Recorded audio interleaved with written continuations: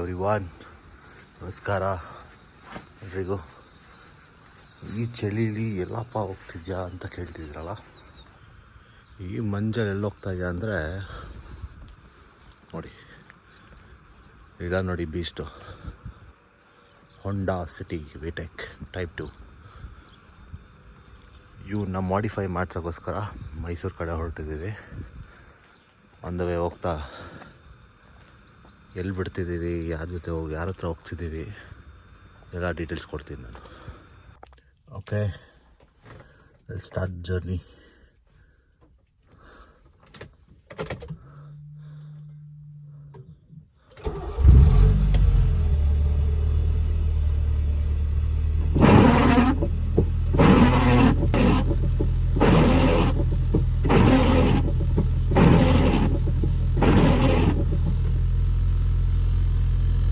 This is exactly why we are going to Mysore.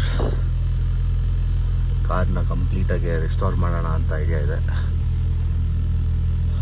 Let's go.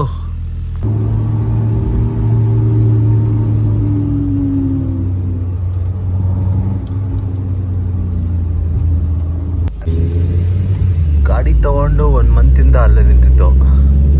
ನನ್ನ ದೋಸ್ತನಲ್ಲಿ ಅದೇ ಜಾಗದಲ್ಲಿ ನಿಂತಿತ್ತು. ಯಾವಾಗಪ್ಪ ಇದನ್ನು ರೆಸ್ಟೋರೇಷನ್ ಕೊಡೋದು, ಯಾರಿಗೆ ಕೊಡೋದು ಅಂತ ತುಂಬ ಕನ್ಫ್ಯೂಷನ್ ಇತ್ತು.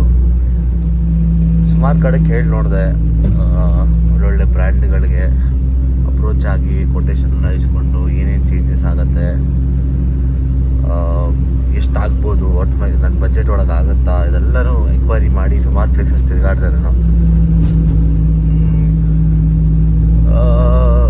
ಆಮೇಲೆ ಅನಿಸ್ತು ಈ ಸಲ ಎಲ್ಲರೂ ಹೋಗಿ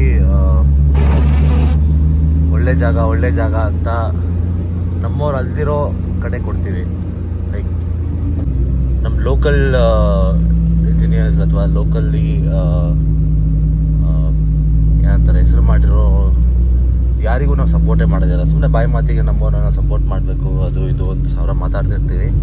ಸ್ವಲ್ಪ ಜನ ಅದು ಸೀರಿಯಸ್ಸಾಗಿ ತೊಗೊತಾರೆ. ಬಟ್ ನನಗೆ ತಲೆಗೆ ಹೊಳ್ದಿದ್ದು ಅದೇ. ಎಲ್ಲರೂ ಟಾಪ್ ಬ್ರ್ಯಾಂಡ್ ಜೊತೆ ಮಾಡ್ತಾರೆ, ಟಾಪ್ ಬ್ರ್ಯಾಂಡ್ ಜೊತೆ ಮಾಡಿ ಟಾಪ್ ಪರ್ಫಾರ್ಮೆನ್ಸ್ನ ತೆಗೆಯೋ ಪ್ರಯತ್ನ ಮಾಡ್ತಾರೆ. ಬಟ್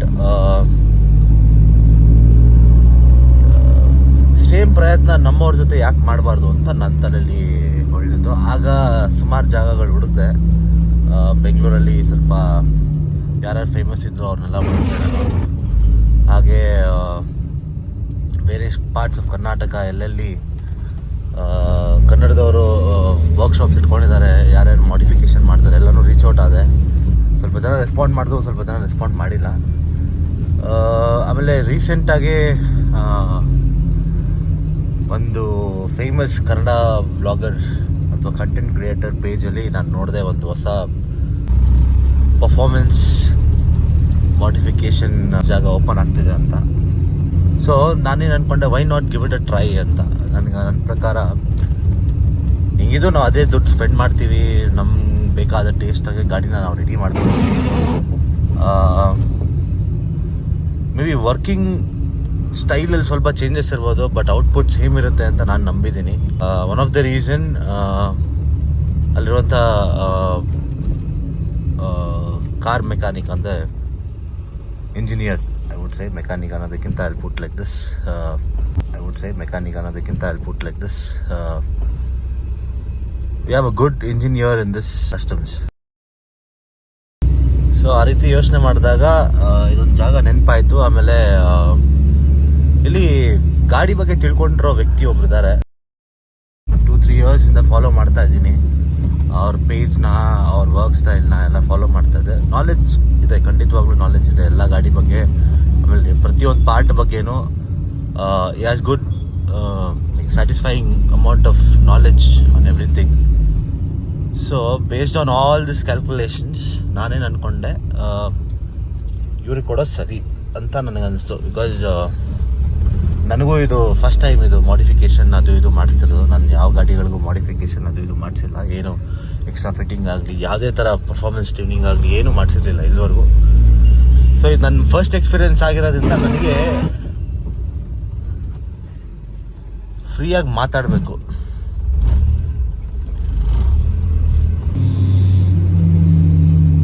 ನಾನು ಫಸ್ಟ್ ಟೈಮ್ ಆಗಿರೋದ್ರಿಂದ ಮಾಡಿಫಿಕೇಷನ್ ಫೀಲ್ಡ್ಗೆ ಅಥವಾ ಈ ಕಸ್ಟಮ್ ಫೀಲ್ಡ್ಗೆ ಇಳಿತಿರೋದ್ರಿಂದ ನನಗೆ ಅಷ್ಟು ನಾಲೆಜ್ ಇಲ್ಲ. ಓಕೆನಾ, ನನಗೆ ಹೆಂಗೆ ಬೇಕು ಅನ್ನೋದು ಗೊತ್ತಿದೆ. ಗಾಡಿ ಯಾವ ಥರ ಬೇಕು, ಯಾವ ರೀತಿ ನಾನು ರೆಡಿ ಮಾಡಬೇಕು, ಏನೇನು ಬೇಕಾಗುತ್ತೆ ನನ್ನ ಗಾಡಿಗೆ, ಯಾವ ಕಂಡೀಷನ್ಗೆ ನಾನು ತರಬೇಕು, ಇದೆಲ್ಲದ್ರ ಬಗ್ಗೆ ನನಗೆ ಐಡಿಯಾ ಇದೆ. ಬಟ್ ಆ ಐಡಿಯಾ ಜೊತೆಗೆ ನಮಗೆ ಗೈಡೆನ್ಸ್ ಕೊಡಬೇಕಾಗುತ್ತೆ. ಆಮೇಲೆ ಓಪನಾಗಿ ನಾನು ಮಾತಾಡಿದಾಗ ನಾನು ಈಗ ಫಾರ್ ಎಕ್ಸಾಂಪಲ್ ದೊಡ್ಡ ದೊಡ್ಡ ಬ್ರ್ಯಾಂಡಿಗೆಲ್ಲ ಹೋದಾಗ ನಾವು ಸ್ವಲ್ಪ ವಿಷಯಗಳನ್ನ ನಾವು ನುಂಗ್ಬಿಡ್ತೀವಿ, ಹೇಳಕ್ಕೆ ಹೋಗೋದಿಲ್ಲ. ಈ ಥರ ನಾವು ಅನ್ಕೊತಾ ಇದ್ದೀವಿ, ಯಾಕಂದರೆ ಅವ್ರು ನಮ್ಮನ್ನು ನೋಡೋ ರೀತಿ ಡಿಫ್ರೆಂಟ್ ಇರುತ್ತೆ. ಸೊ ನಾನು ಈ ಥರ ಮಾಡಿಫೈ ಮಾಡಿಸ್ತೀನಿ ಅಂದರೆ ಮ್ಯಾನಿಪ್ಯುಲೇಟ್ ಮಾಡೋದು ಜಾಸ್ತಿ ಇರುತ್ತೆ, ಫ್ರೀಯಾಗಿ ಏನು ಹೇಳ್ಕೊಳಕ್ಕಾಗೋದಿಲ್ಲ. ಅದೊಂಥರ ಅಡ್ವಾಂಟೇಜೇ, ಬಿಕಾಸ್ ನಾವು ಸ್ವಲ್ಪ ಗಾಡಿಗೆ ಆಗದೇ ಇರೋ ಸ್ಟೈಲಲ್ಲೂ ಮಾಡಿಫೈ ಆಗಿಬಿಡುತ್ತೆ ಒಂದೊಂದ್ಸಲಿ ನಮ್ಮ ಆಸೆಗಳನ್ನ ಮಾಡ್ಕೊಂಡು ಹೋದರೆ. ಬಟ್ ಇನ್ನು ನೆಗೆಟಿವ್ ವೇ ನಾವು ಏನು ಬೇಕು ಅನ್ನೋದನ್ನು ನಾವು ಕಂಪ್ಲೀಟಾಗಿ ಹೇಳೋಕ್ಕಾಗೋದಿಲ್ಲ.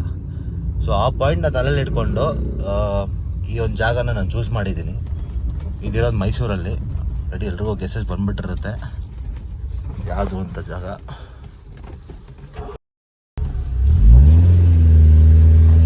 ಯಾವುದು ಅಂತ ಆಲ್ರೆಡಿ ಗೆಸ್ ಬಂದ್ಬಿಟ್ಟಿರುತ್ತೆ ಎಲ್ಲರಿಗೂ. ಸೊ ನಾನೇನು ಅಂದ್ಕೊಂಡೆ ಅಂದರೆ ಈ ಜಾಗದಲ್ಲಿ ಕೊಟ್ಟರೆ at least I can freely express saying that ನಾನು ನೀಟಾಗಿ ಎಕ್ಸ್ಪ್ರೆಸ್ ಮಾಡ್ಬೋದು, ಏನು ಬೇಕಿದೆ ನನಗೆ ಎಕ್ಸ್ಪ್ಲೇನ್ ಮಾಡಿ. ಹಂಗೆ ಸಜೆಷನ್ಸ್ ಕೂಡ ಕೊಡ್ತಾರೆ. ನಮ್ಮ ಕನ್ನಡದವ್ರು ಆಗಿರೋದ್ರಿಂದ ಇದ್ರ ಬಗ್ಗೆ ನಾಲೆಜ್ ಇರೋದ್ರಿಂದ ನನಗೆ ಗೈಡ್ ಮಾಡ್ತಾರೆ ಅನ್ನೋ ಒಂದು ಆಲೋಚನೆ ತಲೆಯಲ್ಲಿರೋದ್ರಿಂದ I went to this place. Hope ನಾನು ಅಂದ್ಕೊಂಡ ರೀತಿಲಿ ಗಾಡಿ ರೆಡಿ ಆಗುತ್ತೆ ಆ್ಯಂಡ್ ವಿತಿನ್ ಮೈ ಬಜೆಟ್ ಆಗುತ್ತೆ ಅಂತ ನಾನು ಅನ್ಕೊತಾ ಇದ್ದೀನಿ. ಕಂಪ್ಲೀಟ್ಲಿ ಲೈಕ್ ನೋ ಕ್ಲೂ ಎಷ್ಟಾಗತ್ತೆ ಏನಾಗುತ್ತೆ ಅದ್ರ ಬಗ್ಗೆ ಐಡಿಯಾನೂ ಇಲ್ಲ.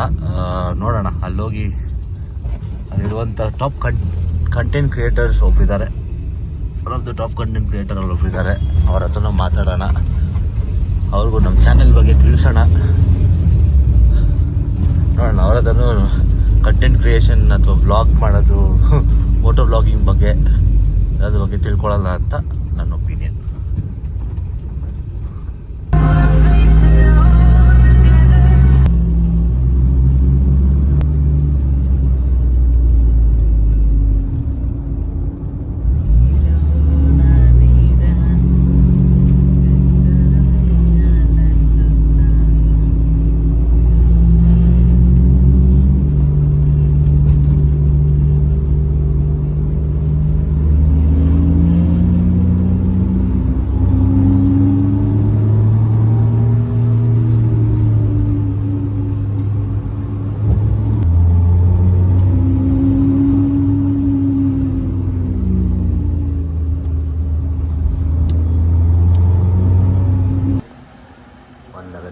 ಬೆಳಗ್ಗೆ ದರ್ಶನ ಮುಗಿಸ್ಕೊಂಡಾಗ 11 ಇತ್ತು.